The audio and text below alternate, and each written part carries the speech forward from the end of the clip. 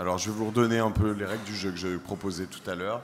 C'est que, alors on est plus là, donc il va falloir être plus rapide, mais qu'on aille. Je vais vous demander à chacun un peu d'expliquer ce que vous faites, de vous présenter, et puis peut-être si on veut gagner du temps sur les questions, donner des chiffres clés, et puis où est placée votre boîte, elle ne m'entend pas là, mais voilà. Et puis l'idée, c'est vraiment qu'on puisse échanger aussi de vos problématiques les uns les autres. Vous pouvez vous interrompre, peut-être pas trop, mais vous, en tout cas, réagir si vous êtes d'accord, pas d'accord.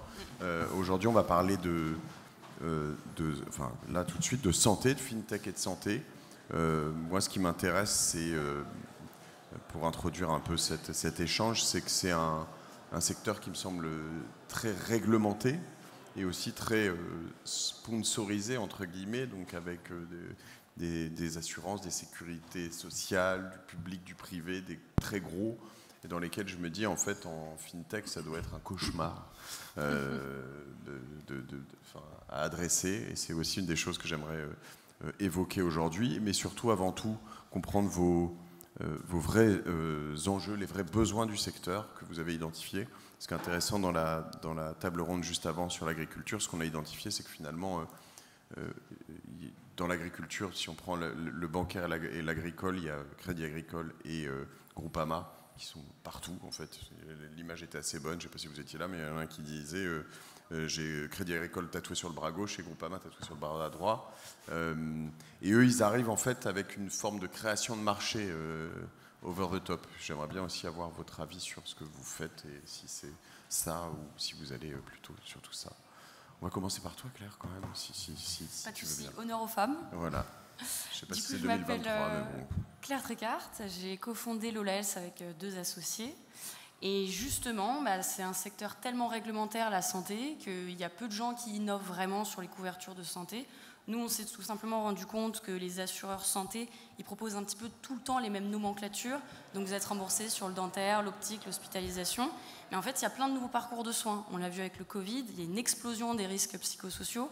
Les assureurs ne sont pas encore très bons à proposer des vrais accompagnements sur la psychologie. Pareil sur tout ce qui va être pathologie féminine. On en parle beaucoup, mais il y a peu de choses qui sont faites dans les contrats, malheureusement. Et il y a aussi tout ce qui va être parentalité. Donc nous, aujourd'hui, on vient équiper les entreprises avec des contrats qui sont un petit peu innovants, notamment sur ces nouveaux besoins. Et on les équipe avec tout ce qui va être technologie pour vulgariser et faire de la prévention. Mais je pense qu'on en viendra après, parce que la relation client, je pense, dans l'assurance santé, c'est une catastrophe. Très bien. Je t'en prie. Bonjour, donc David Troel. Moi, je m'occupe des partenariats et du marketing produit pour Sentiane. Alors Sentiane, c'est un peu une des premières fintech, puisque ça a été créé en 2007. Et depuis 2009, on digitalise tous les parcours d'assurance pour nos clients, et principalement en complémentaire santé. En complémentaire santé individuel, on n'intervient pas auprès des entreprises, mais directement du client final. De notre côté, c'est vrai que le poids de la réglementation ces dernières années a effectivement été un peu plus important. Et le challenge pour nous, c'est de redonner du pouvoir d'achat aux Français. Redonner du pouvoir d'achat aux Français sur le secteur de la complémentaire santé, où on voit que le contexte inflationniste est d'autant plus présent, notamment à cause de la hausse des dépenses, des coûts de soins de santé, le 100% santé qui apporte une avancée sociale en remboursant les lunettes, les aides auditives, le dentaire intégralement pour les Français, mais qui a un coût. Il faut supporter ce coût et donc ça se répercute sur les cotisations des clients. Et nous, au milieu de tout ça, on est courtier et on essaye de proposer des contrats de complémentaire santé innovants, différents pour nos clients, qui vont leur permettre d'économiser sur leur complémentaire santé. Très bien, merci. Bonjour, donc Sébastien Lenormand, moi je suis le fondateur de MedSmart. Et MedSmart, ça permet quoi? Ça permet de libérer les patients, on va parler de parcours de soins, ça permet de libérer les patients de leur démarche de remboursement pour les soins qui sont remboursés justement par les mutuelles. Aujourd'hui, vous avez 65 millions de personnes en France qui ont une complémentaire santé, donc une mutuelle. Et aujourd'hui, 100% de ces 65 millions, quand ils vont voir un praticien de santé qui n'est pas remboursé par l'assurance maladie, mais remboursé par sa mutuelle, ostéopathe, chiropracteur, psychologue, etc., on va en parler, eh bien ils se retrouvent tous à 100% à devoir prendre une facture pour l'envoyer à leur mutuelle pour se faire rembourser. Et ça, on s'est dit que c'était quand même compliqué. Et une étude qu'on a fait avec BVA, il y a 84% des Français qui se plaignent justement de ces démarches de remboursement. Ils appellent ça la paperasse, ou d'autres noms d'oiseaux. Et donc, on est les premiers en France à permettre justement de libérer les patients de leur démarche de remboursement. Et aujourd'hui, on a annoncé dans l'Argus de l'assurance, News Assurance Pro, le trimestre dernier, qu'il y avait déjà 3 millions de Français qui pouvaient bénéficier de ces services. Et donc, vous arrivez simplement chez votre praticien de santé avec juste votre carte mutuelle et votre demande de remboursement est envoyée et vous êtes remboursé immédiatement. Donc, il y a une vraie, on va pouvoir en reparler, Mathieu, mais une vraie démarche sur l'amélioration du parcours de soins des Français. Oui, parce que déjà, la carte mutuelle, moi, ça fait partie de la paperasse pour moi. Ça fait des choses que je n'ai jamais. Quand est-ce que je peux arriver chez mon médecin avec juste mon téléphone, tu vois? Eh ben, tu auras ton app mutuelle qui te permettra justement d'avoir ce truc. Très bien, merci Jérôme. Je te laisse. Bonjour, Jérôme Vimino, moi je suis le fondateur de MyLC. Donc en fait, on est une application de paiement pour les professionnels de santé et les patients. Donc concrètement, en fait, on permet aux praticiens de pouvoir encaisser avec son portable et de ne plus avoir besoin en fait du TPE ou d'un boîtier hardware. D'accord. Ça, il faut un device qui est Android et pas Apple, non? Les deux. Ah, Les deux, en fait, on a créé une technologie qui est une app, mais derrière il y a une techno qui permet en fait d'encaisser entre deux portables. D'accord. Et donc aujourd'hui, ça répond aux besoins des thérapeutes ou des praticiens qui n'ont pas encore de TPE pour des raisons soit de coût, soit essentiellement de coût, soit parce qu'ils n'ont pas assez de volume ou parce que ils utilisent encore les moyens classiques chèques ou liquides. Sachant que les moyens, on va dire chèques ou liquides, notamment pour ce qui n'est pas bien remboursé, c'est compliqué. Et le paiement sans contact, on le voit dans le commerce de tous les jours, c'est quelque chose qui est en plein développement. Et la Banque de France est en train de travailler sur un relèvement du plafond à 100 €. Qui est limité aujourd'hui à 50. Donc en fait tout ça va dans une tendance où de plus en plus en fait on dématérialise et on désintermédie en fait les acteurs dans le paiement. Voilà. D'accord. Alors ce sont des métiers dans lesquels, donc là je vois qu'on navigue, comme tout à l'heure évidemment, on est à France FinTech, mais entre l'univers de l'assurance et de la finance, donc des paiements aussi beaucoup. Ce sont des secteurs, si je ne me trompe pas, dans lesquels c'est un secteur de la santé dans lequel il y a l'essentiel des coûts de la vie sont quand même en fin de vie, si j'ai bien compris. C'est plutôt vers... la dernière maladie est celle qui coûte le plus cher, souvent, c'est ce qu'on dit. Mais est-ce qu'il y a quand même un besoin suffisant et énorme pour adresser, parce que ces personnes sont moins digitalisées, j'imagine, pour adresser toute la population derrière? Est-ce que les problématiques sont nombreuses, j'ai l'impression, mais... De notre côté, on s'adresse exclusivement aux seniors, enfin quasi exclusivement aux seniors. On a aussi des actifs, mais qui sont tous équipés par des solutions comme Lola Health ou des solutions de mutuelles d'entreprise. Et en fait, les seniors sont plus digitalisés qu'on ne le croit. Ça, c'est déjà le premier point. On a été l'une des premières sociétés d'assurance à lancer la signature électronique, la résiliation électronique, en s'adressant justement, en ayant pour cible des seniors depuis 2009. Et c'est tout de suite bien passé. Je me souviens avoir été un de ceux à douter de ce nouveau mode de fonctionnement, mais en réalité, ça a été très bien accueilli. Tu parlais tout à l'heure d'avoir la carte de tiers payant dans ton téléphone, ça existe. On peut avoir sa carte de tiers payant dans le wallet, et on serait surpris de voir à quel point les seniors utilisent cette fonctionnalité. À notre niveau, par rapport, pour rebondir sur ce que tu disais, sur le fait que l'essentiel des soins concerne effectivement les personnes les plus âgées, c'est vrai, c'est tout le principe de notre système de santé en France, hein, c'est l'aspect mutualisation où des gens plus jeunes, comme nous, je me considère encore comme jeune, consomment beaucoup moins que des seniors qui, du coup, ce qui va permettre de rééquilibrer le coût du système de soins. En s'adressant aux seniors, nous, ce qu'on constate, et c'est notamment le cas dans une étude sortie par le Secours populaire en septembre, c'est que depuis des années, il y a une hausse du nombre de personnes qui renoncent à faire des soins. 46% cette année, c'est les chiffres de cette étude commandée par le Secours populaire, et plus d'un Français sur deux dans les foyers modestes qui renoncent à s'assurer sur la complémentaire santé. C'est pour ça que c'est vraiment notre leitmotiv depuis des années, en concevant des offres innovantes, en digitalisant au maximum le parcours de soins pour réduire nos coûts et donc offrir un tarif plus attractif pour le client final, on donne aux Français et notamment aux seniors du pouvoir d'achat supplémentaire sur leur complémentaire santé. Mais ce n'est pas évident parce que effectivement la réglementation évolue tout le temps et il y a des évolutions. Encore une fois, c'est une avancée sociale importante, le 100% santé, au moins à court terme, mais ça a un impact sur le coût des complémentaires santé. Il faut trouver des alternatives pour les seniors. Alors moi je ne suis pas hyper d'accord avec l'idée que c'est que les seniors qui sont, ou en tout cas les plus touchés, oui d'un point de vue macro, mais en fait il y a quand même une réalité aujourd'hui. Quand on regarde par exemple, alors les femmes, parce que moi je suis une femme donc je le vois quand même de manière très concrète, quand on parle d'endométriose, c'est quand même 10% des femmes qui sont concernées, c'est énorme et c'est pas juste des petites douleurs, donc je pense qu'il y a un marché qui est juste gigantesque là-dessus. Les risques psychosociaux, on en parlait, idem, c'est 45% des salariés qui sont touchés en France. Et on parle des cadres. Donc non, ce n'est pas que les gens qui sont à la retraite. Il y a des vraies solutions à apporter aux actifs actuels qui en plus ont de l'argent pour s'assurer. Sauf que je pense que c'est hyper opaque, hyper obscur. On a l'impression que l'assureur, c'est un peu cette personne un petit peu qui va nous arnaquer. Il y a un enjeu d'image, il y a un enjeu d'innover sur ce qu'on va créer pour assurer ces gens-là. Donc je trouve que la population active, elle a un vrai besoin aujourd'hui, et voire même urgent. Ouais, je compléterai par rapport à ce que tu dis sur l'impact évidemment du Covid, du développement du télétravail, etc.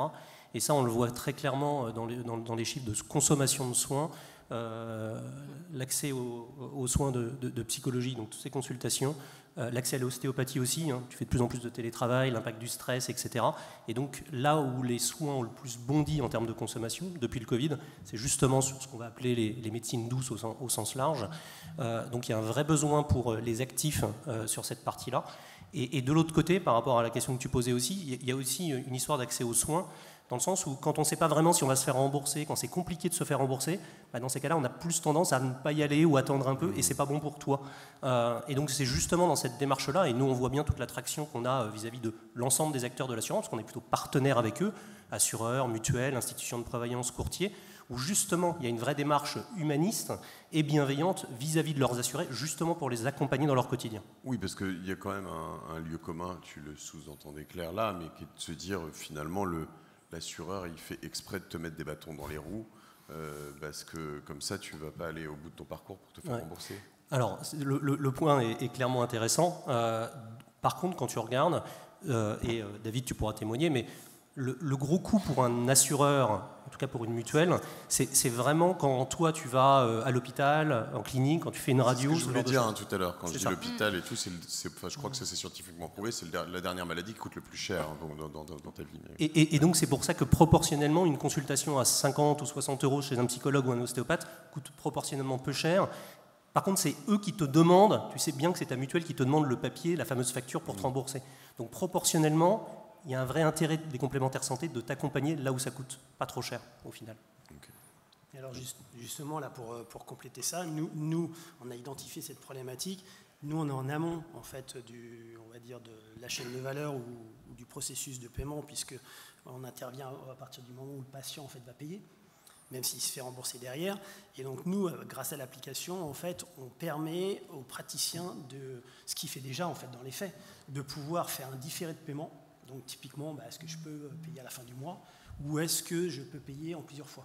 Donc nous, ça, on l'a digitalisé et on l'a mis dans l'application, ce qui, quelque part, répond en fait à la problématique de ce que tu disais tout à l'heure, c'est des gens ne se soignent pas parce qu'ils n'ont pas forcément la trésorerie et donc ils se disent ça va passer ou je vais attendre et puis je vais aller aux urgences si c'est vraiment très grave, quoi.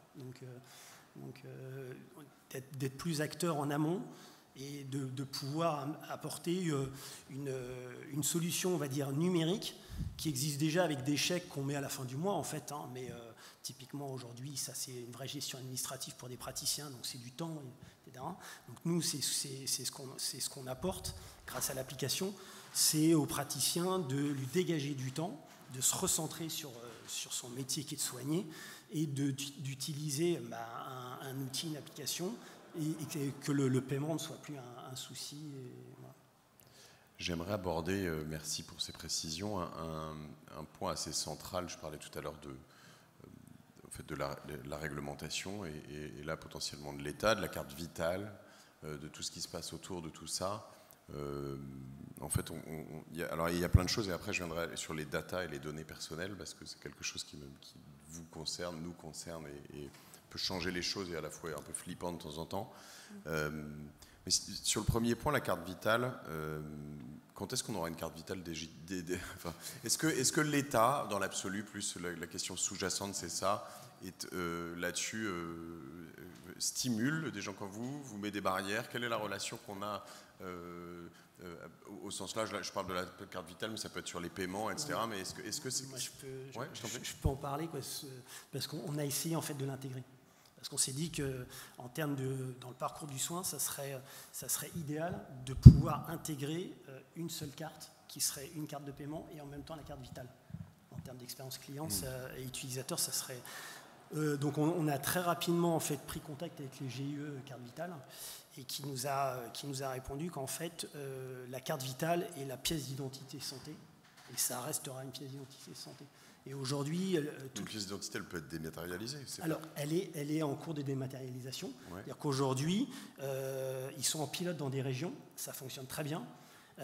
Et je crois que c'est en 2025, il n'y aura plus de carte physique vitale. Okay. Voilà. Donc, ça sera une application, carte vitale. Et il y aura possibilité, via une API, de pouvoir être comme un tiers de confiance, comme France Connect ou autre, de pouvoir passer par carte vitale pour s'identifier de façon officielle sur Internet.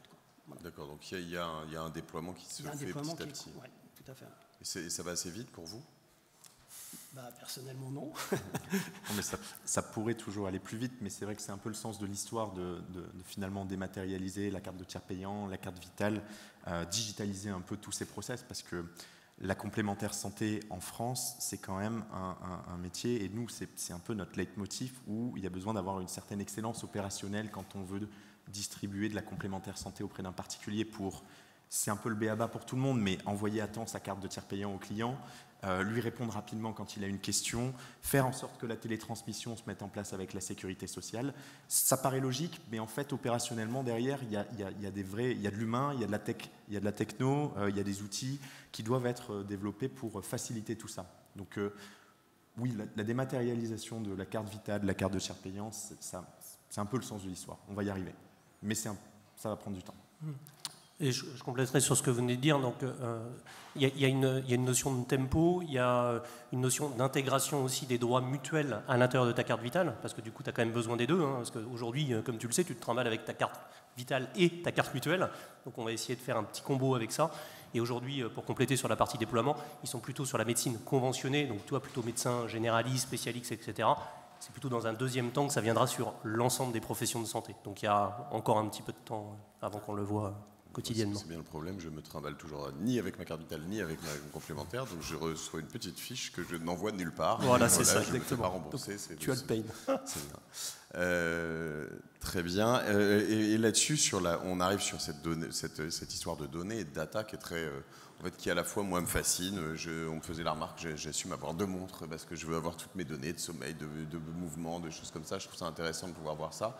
Et à la fois, ça me fait un peu flipper parce que on se dit finalement, vous connaissez cette question que je vais vous poser, mais vous avez intérêt, on a intérêt finalement à avoir un max de données pour répondre au mieux à quelqu'un, pour la prévention, savoir s'il est stressé, savoir s'il dort bien, savoir s'il bouge bien, savoir si voilà, pour l'assurance, savoir si justement c'est plutôt une personne saine, donc je vais peut-être lui faire payer moins cher, parce que c'est toujours l'exemple qu'on donne, mais sinon c'est aussi une personne malsaine, donc je vais peut-être lui faire payer plus cher, ou elle a eu un cancer, ou elle a eu je sais pas quoi, et puis finalement je vais pas l'assurer.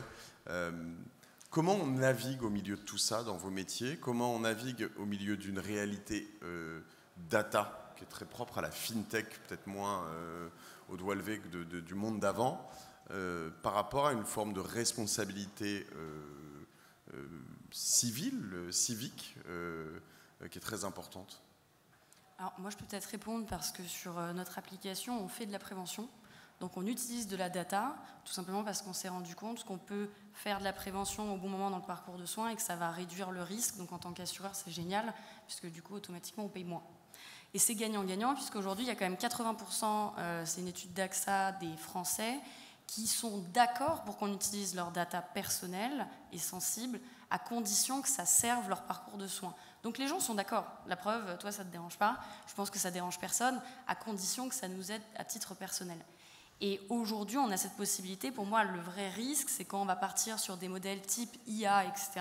Et là, il y a un énorme sujet d'éthique. Jusqu'où on va, jusqu'où on ne va pas. Nous, notre leitmotiv, on va dire, c'est qu'on utilise de la data qui est librement partagée. Sur l'application, on fonctionne comme Spotify. On demande quels sont vos intérêts en santé. Donc c'est une data qu'on nous donne, qu'on nous délivre. Les gens sont d'accord pour nous la donner. Après, en assurance, il y a des datas sensibles, anonymisées, qu'on n'a pas le droit d'utiliser. C'est normal d'un autre côté.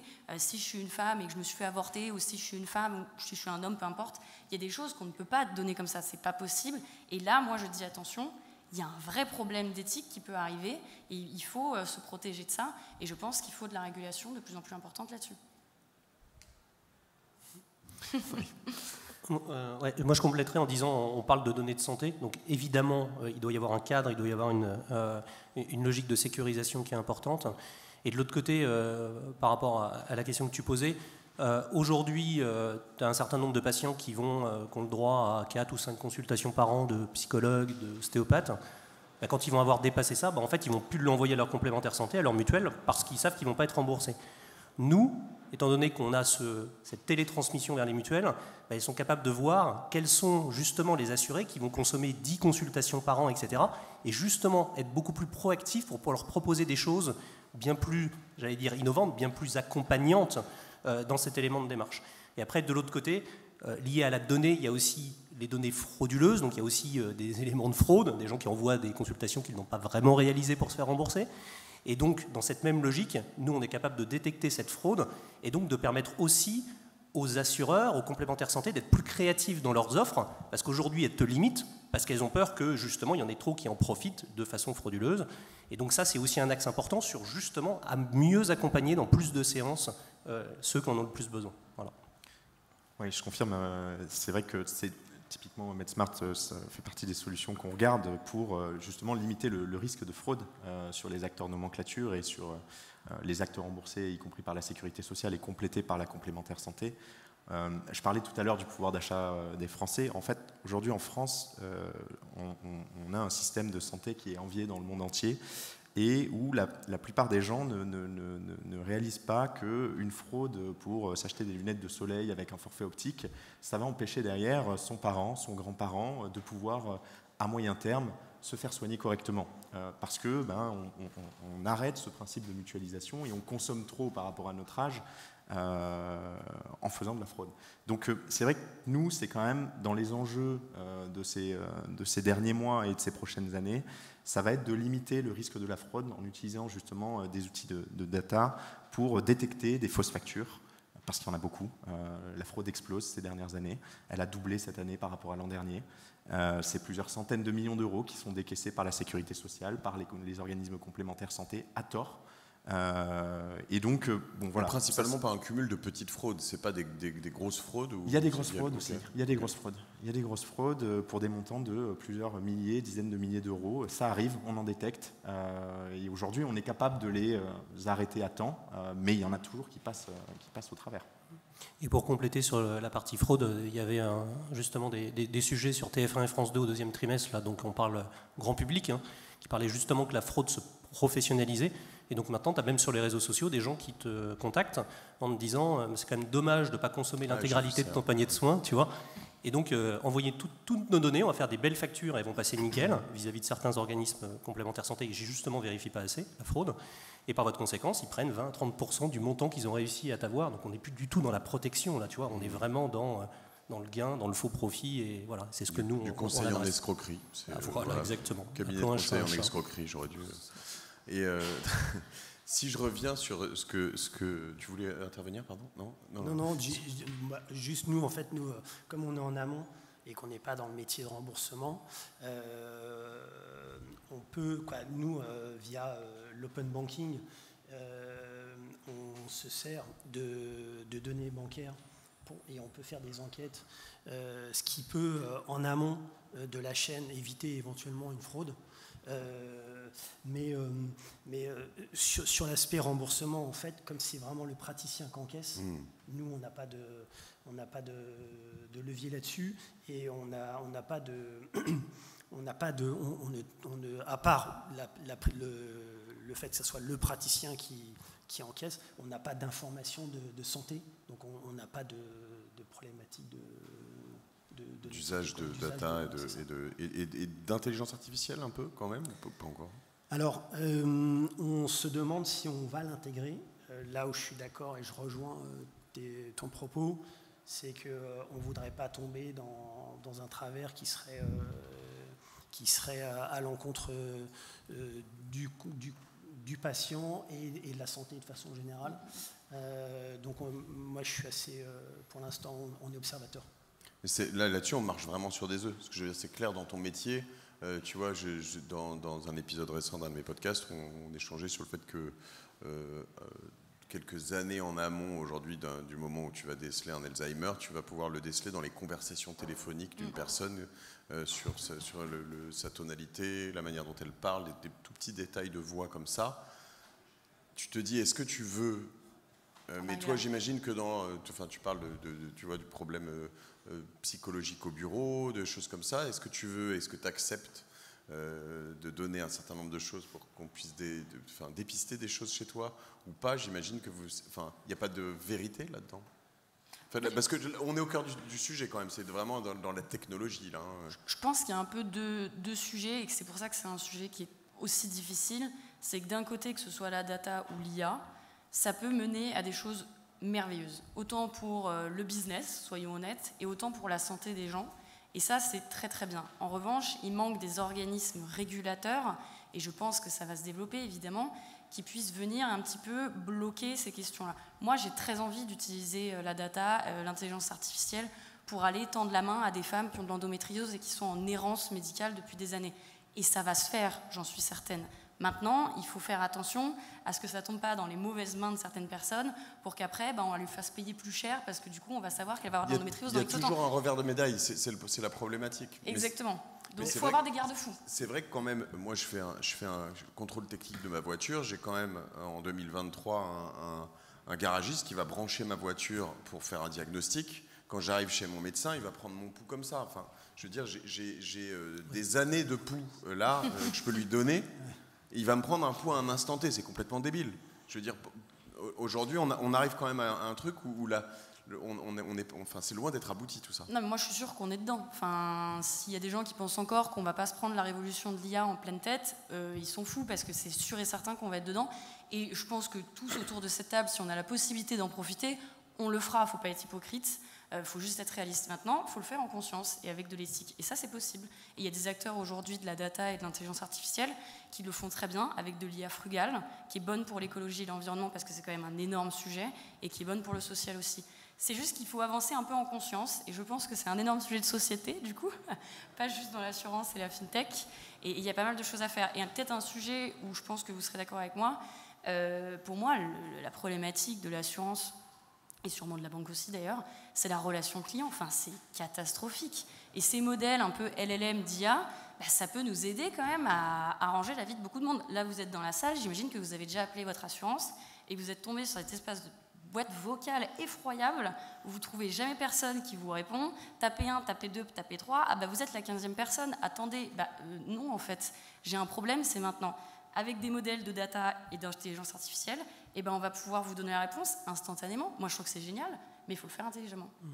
Ce qu'il faut savoir, c'est que l'Espagne a créé une agence. C'est le premier pays au monde qui a créé une agence spéciale de régulation pour l'IA. Donc on est vraiment dans une tendance aujourd'hui de fond. Et c'est quelque chose qui, je pense, il faut toujours un précurseur et derrière, ça va faire des petits, quoi.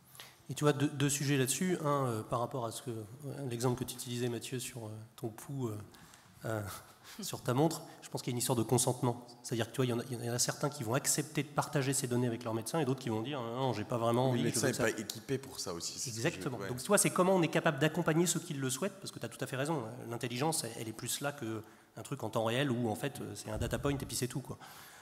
Et deuxième élément par rapport à ce que tu disais sur la partie service client, nous, dans la logique d'accompagnement justement des complémentaires santé, c'est qu'aujourd'hui, pour ces soins-là, étant donné que toi t'envoies ta facture et qu'ils ont besoin de le traiter manuellement, déjà ça leur coûte très cher, et en plus ils sont obligés d'attendre, t'es obligé d'attendre donc, le patient plusieurs jours avant de te faire rembourser. Donc ils ont des appels au service client avec les patients qui ne comprennent pas pourquoi, ayant envoyé leur facture 2 jours avant, ils ne sont toujours pas remboursés. Donc du coup, c'est une vraie logique qui... voilà. Donc, en les libérant de leur démarche de remboursement et en faisant qu'ils soient remboursés immédiatement, du coup, ça les libère aussi et ça déclenche ce fameux NPS en disant on améliore l'expérience patient. Oui, moi je rejoins évidemment Claire sur la partie expérience client au sein de l'assurance. Et Santiane, c'est une scale-up maintenant qui fait 100 millions d'euros de chiffre d'affaires et qui a 650 000 clients, qui a grandi assez vite puisqu'on existe depuis 15 ans. Et notre objectif, ça a toujours été, en soutenant notre croissance, de maintenir une qualité de service optimale pour le client. Et je le disais tout à l'heure, c'est un métier qui est quand même avec des exigences opérationnelles fortes. Et pour industrialiser tout ça, ça passe par des outils, ça passe par des évolutions technologiques, l'IA en fait partie.